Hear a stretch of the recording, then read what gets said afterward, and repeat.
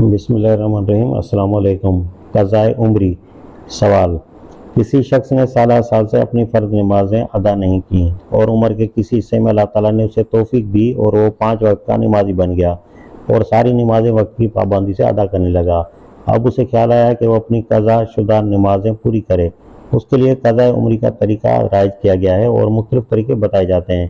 رسول اکرم صلی اللہ علیہ وسلم کی زندگی میں یا صحابہ و راشدین کے دور میں ممکن ہی نہ تھا کہ کوئی شخص مسلمان کہلائے اور پابندی سے نماز ادا نہ کرے، یہاں تک کہ منافق بھی پابندی سے نماز ادا کرتے تھے، مبادا ان کا پول کھل جائے۔ اس وقت قضائے عمری کا کوئی تصور ہی نہیں تھا۔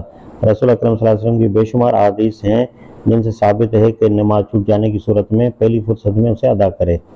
جو شخص نماز بھول جائے یا سو جائے، اس کا کفارہ یہ ہے کہ جس وقت یاد آئے اس نماز کو پڑھے۔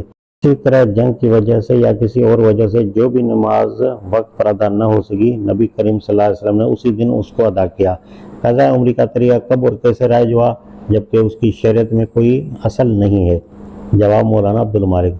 ایک مسلمان جب بالغ ہو جائے تو اس پر تمام شرعی فرائض ادا کرنا لازم ہو جاتے ہیں۔ اگر کسی آدمی کو بلوغت کے بعد اس کا احساس نہ ہو، ماں باپ یا ملنے جلنے والے مسلمانوں نے اس کی اصلاح کی کوشش نہ کی یا کوشش کی ہو لیکن اسے احساس نہ ہوا ہو، اس پر اللہ تعالیٰ نے فضل فرمایا کہ اسے توبہ کی توفیق ملی اور اس نے توبہ کے بعد تمام فرائض ادا کرنا شروع کر دیے۔ وہ 5 اوقات نمازیں، رمضان کے روزے، زکوٰۃ اور دیگر فرائض ادا کرنے لگا ہے تو اس کی توبہ کا تقاضا یہ بھی ہے کہ وہ سابقہ زندگی کی کوتاہیوں پر نادم ہو اور جو فرائض توبہ سے پہلے تک کے عرصے میں اس سے رہ گئے ہوں وہ اس پر اللہ کی طرف سے قائم ہیں۔ وہ از خود ساکت نہیں ہوں گے جب تک کہ وہ ان فرائض کو ادا نہ کر لے۔ اپنی عمر بھر کی نمازوں اور دیگر فرائض کو ادا کرنا قضائے عمری کہلاتا ہے۔ جس آدمی نے بالغ ہونے کے بعد فرض نمازیں نہ پڑھی ہوں وہ اللہ تعالیٰ کی طرف سے اس پر دین ہے۔ جیسے ایک آدمی نے کسی سے کوئی چیز خریدی اور وہ اس کی قیمت اس کے ذمہ رہتی ہے تو وہ رقم اس آدمی پر دین ہوتی ہے اور وہ اس وقت تک ساکت ہوتی ہے جب تک وہ اس رقم کو ادا کر دے۔ یہ حکم فرض نماز روزے کا ہے۔ آپ نے بھولی ہوئی نماز کو یاد آنے کے بعد ادا کرنے کا ذکر کیا اور حدیث شریف میں ادا ہی کو اس کا کفارہ قرار دیا ہے، تو جان بوجھ کر دینے والی نماز کو تو بدرجہ اولا ادا کرنا ضروری ہوگا تاکہ اس کی ادائیگی سے اس کا کفارہ بھی ہو جائے۔